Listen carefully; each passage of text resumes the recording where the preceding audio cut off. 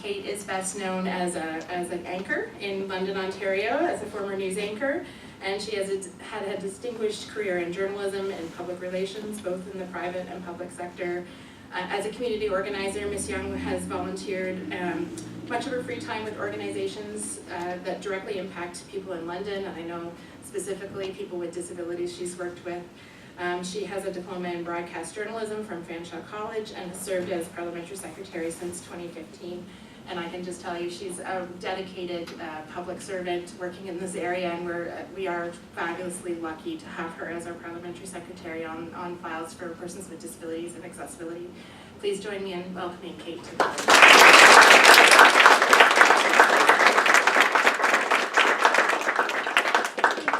See, you're making me blush.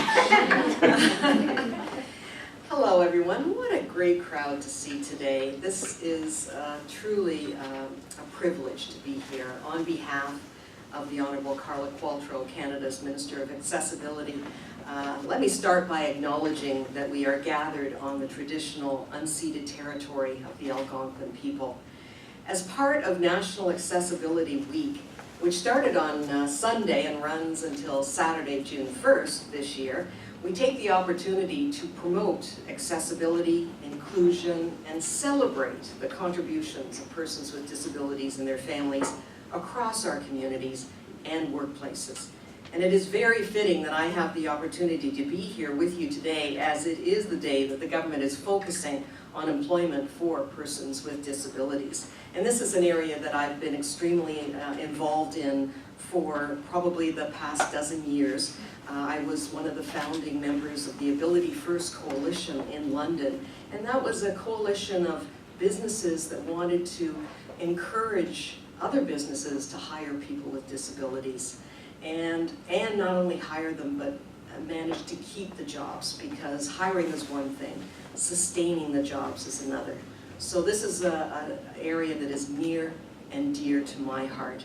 We know that persons with disabilities still experience barriers to securing meaningful employment, and as I say, not only securing the meaningful employment, but keeping a good job as well.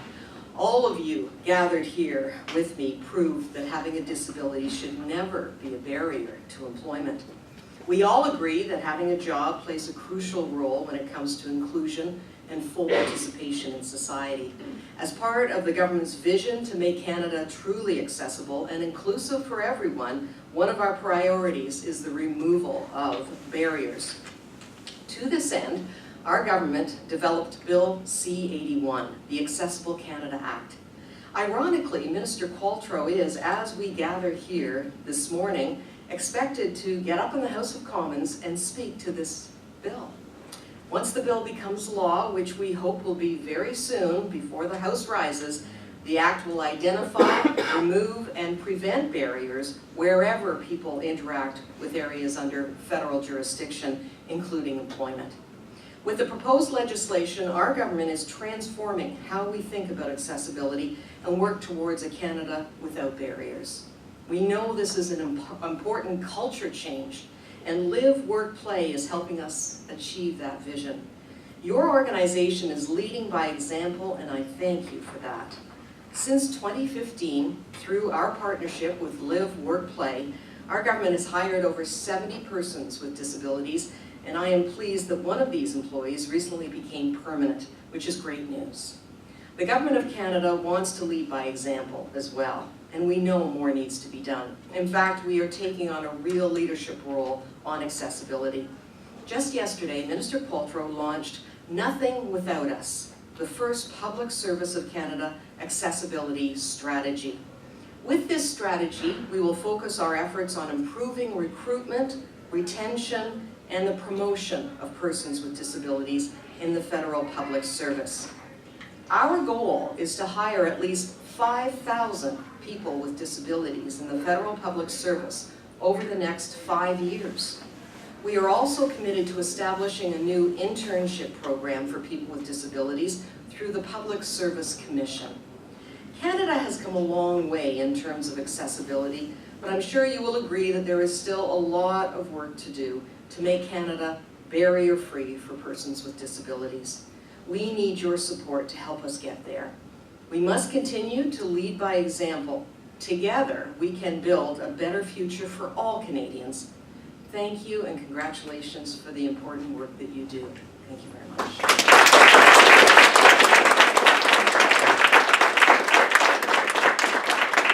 Thank you so much, Kate. I'd like now to introduce Keenan Wellar, the co-leader and director of communications at LiveWorkPlay. Mr. Wellar co-founded LiveWorkPlay in 1995 and has served as the co-leader and director of communications since 1997. Please join me in welcoming Keenan Wellar.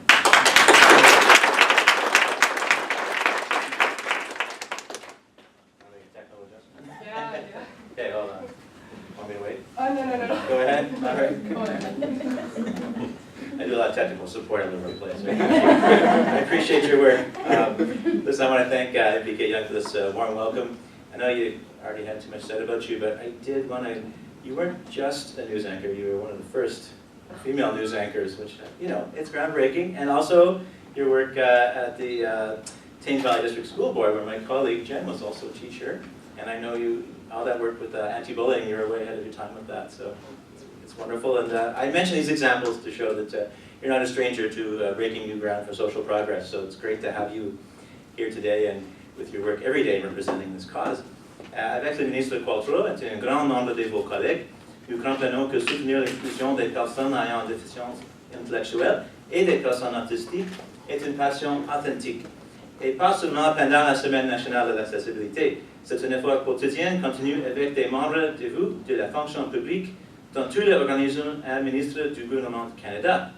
3 weeks ago, on May 9th, we hosted our annual LiveWorkPlay Celebration of Community to a sold-out banquet hall just over the bridge on Preston Street. It was our pleasure to recognize Health Canada, the Treasury Board of Canada's Secretariat, and the Public Service Commission of Canada, who accepted some of our highest honors in the form of our Inclusive Employment Champion and Leadership in Employment Diversity Awards. Last year we recognized the Canadian Food Inspection Agency, and the year before, Innovation, Science and Economic Development Canada, who will be in 2020. We hope to have many new departments up for consideration. And you mentioned the RCMP. I'm so happy to see our friends here today who are, sorry, you didn't mention them specifically, but that's where the first permanent position was, and they're here today to support that. So we appreciate them being here, and we had a wonderful ceremony at headquarters. Notre compréhension de l'accessibilité a évolué, tandis que nous continuons à apprendre et à améliorer nos efforts pour réduire les obstacles physiques dans l'environnement construit. Nous sommes également conscients que les attitudes discriminatoires contribuent à l'exclusion sociale et économique, et que les actions parlent plus fort que les mots, pour démontrer que les personnes handicapées sont valorisées et contribuent de manière importante à la société canadienne. There are many outcomes that can be viewed as indicators of social inclusion, but at LiveWorkPlay, entering our 25th year of helping the community welcome people with intellectual disabilities, autistic persons, and individuals with a dual diagnosis to live, work, and play as valued citizens, we know having a job and being a respected member of an inclusive workplace is at the top of the list. There can be no doubt that in the last 2 years alone, Government of Canada agencies and departments have hired more people with intellectual disabilities and autistic persons than ever before in the history of our federal public service. Speaking only of hires made with the direct assistance of LiveWorkPlay, we are now talking about 75 individuals in 25 departments and agencies. And with all of your help, we'll make sure this is only the beginning of a proud legacy of access, inclusion, and diversity. This notable achievement has been accomplished thanks to an incredible partnership that features current public servants, the LiveWorkPlay employment team, many of whom are here today, as well as retired professionals, including Mary Gusella, recipient of the Prime Minister's Outstanding Achievement Award, highest honor in the public service, along with Daniel Spagnola from the Office of the Auditor General of Canada, also here today, who with Mary is a co-chair and a founding member of our Federal Employment Strategy Group. We'll hear from Mary in a moment, so I'll wrap up by urging that we not only celebrate National Accessibility Week, but also remember unemployment for people with intellectual disabilities and autistic persons remains as a severe impediment to social and economic inclusion. Au cours de 2 dernières années, nous avons appris quelques leçons importantes, notamment que la législation et la politique sociale sont essentielles pour permettre la réussite, mais aussi que ce sont les relations et les collaborations sur le terrain qui transforment la politique en action. Finally, the most important lesson of all is that when we include individuals with disabilities, like those who are here with us today, we end up with better workplaces, stronger communities, and a Canada that proudly leads by example on the world stage. Thank you.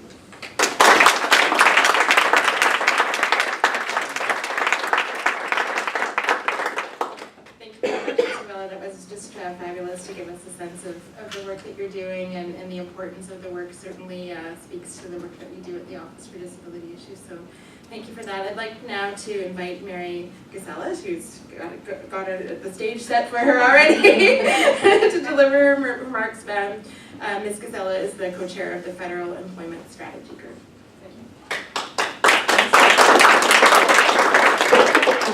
Well, good morning, everyone. Bonjour tout le monde. Je suis ravie d'être parmi vous ce matin pour célébrer. You're probably asking yourself, what is this retired public servant doing connected with this initiative? Well, just on a personal level, let me just say that I spent 36 years. I was very fortunate to have a public service career, and over the course of that career, I think I saw one person with an intellectual disability working in the public service. When I retired, but I would have to say that throughout my career, inclusion was always a thread that wove through everything. And when I retired, I was the Chief Commissioner of the Canadian Human Rights Commission. So when I retired, the first thing I looked for was an opportunity to work towards more inclusion and to look to see where I could make the greatest contribution. I found LiveWorkPlay, a dynamic organization that was working with private sector employers and being very successful in presenting a business model that demonstrated that when they hired someone with an intellectual disability, it in fact was an excellent business decision. So when Jen, Susie, and I began knocking on public service doors, because we figured out that there was a huge untapped potential in the public service, one of the things that we found was that most managers were asking questions like, where do we find a person to hire? What mechanisms do we use to hire them? How are we going to know how to accommodate? And they had all kinds of questions. So we went back and we prepared a special employment supports model tailored to the public service. And we began to test it in various places where we actually made contact with individual managers who were willing and interested in breaking through in terms of hiring persons with intellectual disabilities. This model was tested in individual workplaces and then refined to the point where when we were able to obtain from the Treasury Board and from the Public Service Commission a challenge to deputy ministers to hire across the public service, we found that there was we had a win-win situation, a win for the manager who was going to be supported and assisted, we had a win for the individual who was obtaining a job, and we had a win for the public service. The workplace was going to be prepared and supported to welcome the person with an intellectual disability. So as we have begun to work with so many, 25 departments, and with the number of hires that we have so far, our goals are to continue this work, and we were going to ask each and every one of you to widen the circle. This is what we're going to be doing over the next period of time, as long as it takes, because we really want to make sure that the Public Service of Canada, just as it is the largest employer in the country, that it also is the most accessible and most welcoming employer for persons with intellectual disabilities. So I thank you all very much, and I thank LiveWorkPlay for giving me the opportunity to see the results of the work that we're doing. Because every time a person is hired in the public service, it just fills us with such great feeling of satisfaction, knowing they're making a contribution to their country, and everyone is supported in a way that is going to be successful. So win, win, win. Alors, je vous souhaite bonne chance et je vous demande à chacun de passer la parole pour que nous ayons beaucoup plus d'emplois qui sont offerts à nos membres de vivre, travailler et jouer. So thank you very much.